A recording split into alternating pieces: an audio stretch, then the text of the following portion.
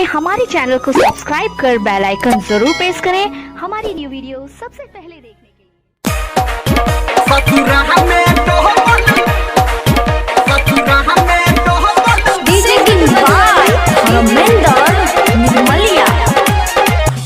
भले मिल अभी है गोरखी नहिरा एक साल पे नंबर लिख के रखी है हमर दिल के दीवाल पे भले मिलो अभी है गोरखी नहिरा एक साल पे नंबर लिख के रखी है हमर दिल के दीवाल पे